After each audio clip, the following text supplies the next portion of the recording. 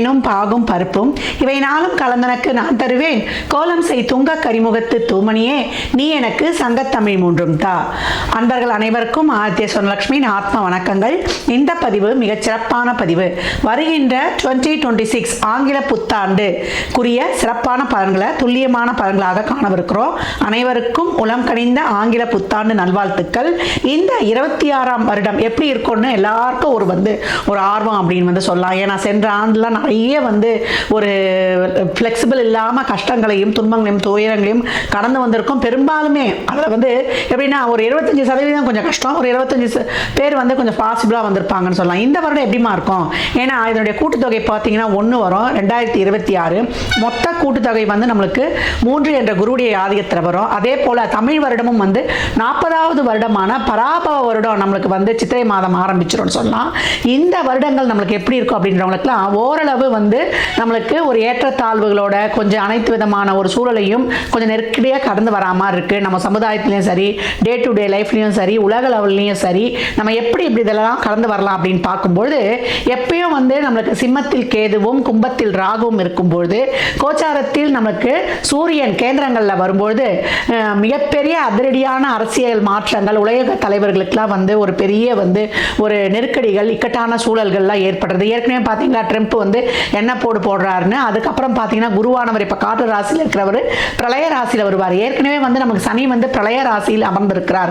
இங்கே சனியும் குருவும் வேற பார்த்து கொண்டு வாங்க அப்படின்னு சொல்லலாம். அப்போ எப்படி இருக்கும்? இன்னும் புகழ்பெற்ற செலிபிரிட்டிஸ், அரசியல் தலைவர்கள், அது மட்டும் இல்லாமல் ஒரு சினிமா துறையை சார்ந்தவர்கள், கலைத்துறையை சார்ந்தவர்கள் அப்படின்றவங்களுக்கெல்லாம் நல்ல ஒரு ஆரோக்கியம், அதே போல் அவங்க ஒரு பாதுகாப்பாக சேஃப்டியாக இருக்கணும். எப்படியாவது அவங்களுக்குடைய ஒரு உயிருக்கு பாதுகாப்புக்கு ஒரு பிரச்சனை, ஒரு இக்கட்டான சூழல் இதெல்லாம் வரும் அப்படின்னு சொல்லலாம். விலைவாசி நாளுக்கு நாள் உயருது.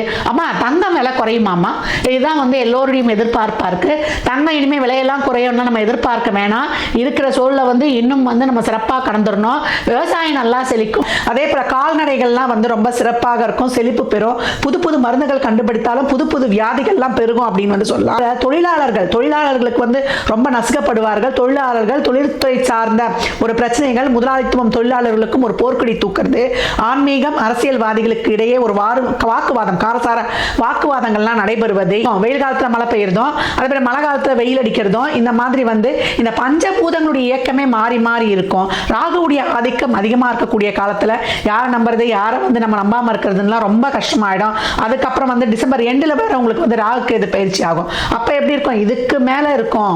பெண் குழந்தைகளுடைய பாதுகாப்பு கவனமா இருக்கணும். மேஷ ராசி மேஷ லக்னத்திற்கான பலன்களை காணவிருக்கிறோம். இந்த 26 மேஷத்திற்கு மோசம் கிடையாது, மேன்மைன்னு சொல்லலாம். ஏன்னா நிறைய பேர் கேட்குறீங்க மேஷத்துக்கு மோசமான இது நிறைய உங்களுக்கு இங்கே பதிவு பண்ணுறேன். மேசம் மேன்மையை பெறக்கூடிய ராசி, அதற்கிட்ட ஒரு அற்புதமான ஒரு திறமை இருக்குது அப்படின்னு சொல்லலாம். இதில் இருக்கக்கூடிய அஸ்வினி குதிரையின் ஒரு பன்முகத்திறனையும் வேகத்தையும் அதிகமாக கொண்டது. என்ன அவங்க கோவத்தை மட்டும் கொஞ்சம் குறைச்சிக்கிட்டாங்கன்னா அவங்க வாழ்க்கையில் மிக சிறப்பாக வெற்றி பெற்றுடலாம்னு சொல்லலாம்.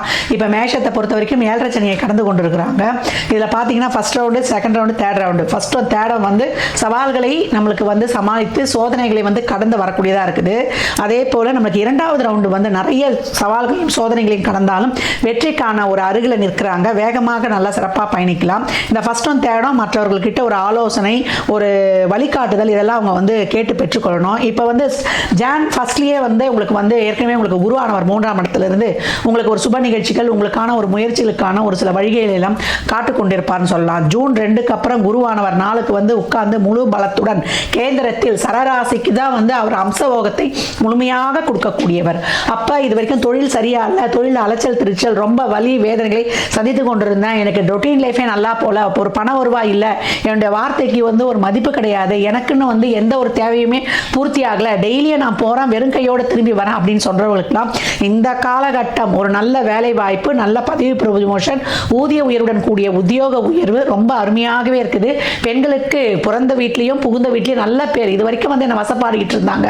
நான் யாரையும் எதிர்பார்க்காம குடும்பம் குழந்தைகள் எல்லாரையும் அரவணைத்து ஒரு ஓட்டம் பிடிச்சேன் பாருங்க. அந்த மாதிரி டே டு டே லைஃப்ல நான் ஒரு கொள்கையோட ஒரு வழியோட நான் பயணித்து கொண்டு இருந்தாலுமே எனக்கு நிறைய அவமதிப்புகளும் ஒரு நிராகரிப்பும் கிடைச்சதுமா அப்படின்றவங்களுக்குலாம் இப்போ உங்களுக்கான ஒரு நல்ல பேர் புகழ் அங்கீகாரம், நல்ல ஒரு உத்தியோக மாற்றம், இதெல்லாம் ரொம்ப அருமையா இருக்குன்னு சொல்லலாம். மாணவர்கள் போர்டு எக்ஸாம்ஸ் எல்லாம் கலக்குவீங்க அப்படின்னு சொல்லலாம். உங்களுக்கு பிடிச்ச படிப்பு, அதற்கான ஒரு வழி, ஒரு பணத்திலிருந்து உங்களுக்கு போகக்கூடிய ஒரு சூழல் எல்லாமே ரொம்ப சிறப்பாகவே இருக்கும் அப்படின்னு வந்து சொல்லலாம்.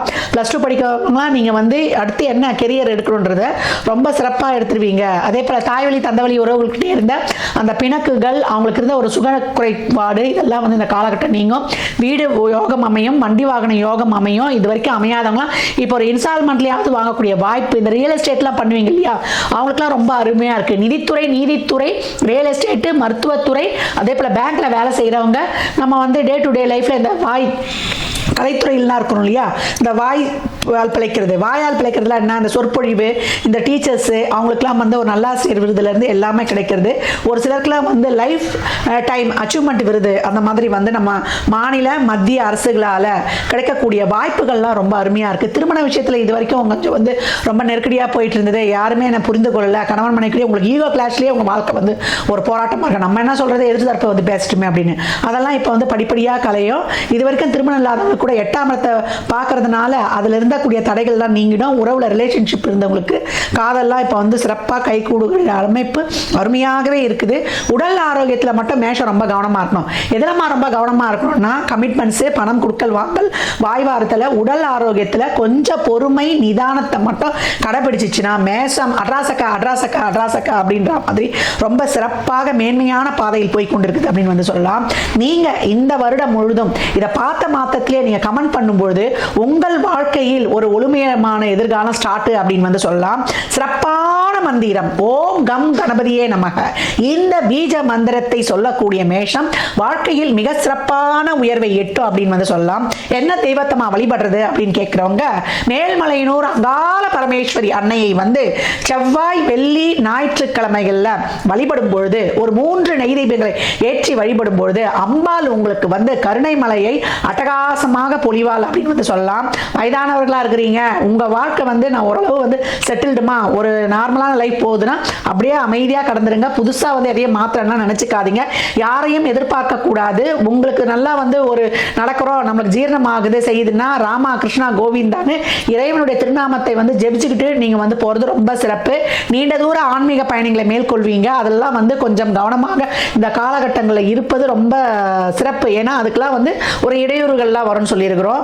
இப்போ வம்பு வழக்கு வியாஜியங்கள், இது வரைக்கும் பட்ட கஷ்டங்கள், இந்த கடன்கள் தீர்வது, நோய்க்கான அந்த ஒரு வழிலாம், இதெல்லாம் இப்படிலாம் போனால் உங்களுக்கு அந்த மருத்துவம் கிடைக்கின்றதெல்லாம் தெரிவிப்பது. உடல் ஆரோக்கியம் ரொம்ப முக்கியம். டெய்லியும் வந்து 1 மணி நேரம் நடைப்பயிற்சியும் தான தர்மமும் சேரிட்டி ஈடுபாடும் இருக்கும் பொழுது உங்களை பொறுத்த வரைக்கும் லாபாதிபதியான சனி 12 என்ற இடத்துல இருக்கிறதுனால எமோஷனலி, பிசிக்கலி, மென்டலி, ஃபினான்ஷியலி எவ்வளோக்கு எவ்வளோ உங்கள் எனர்ஜி வந்து ட்ரெயின் ஆகுதோ உங்கள் வாழ்க்கையில் நல்ல ஒரு தொழில் முன்னேற்றமும், நல்ல ஒரு செல்வ செழிப்பும், நல்ல வந்து ஒரு அபரிமிதமான பலன்களும் நிச்சயம் உண்டு. சனிக்கிழமை தோறும் அப்படி இல்லை செவ்வாய்க்கிழமை தோறும் மதியம் 1 to 2 அன்னதானம் செய்யக்கூடிய மேஷம் மேன்மையான பலன்களை பெறும் அப்படின்னு வந்து சொல்லலாம்.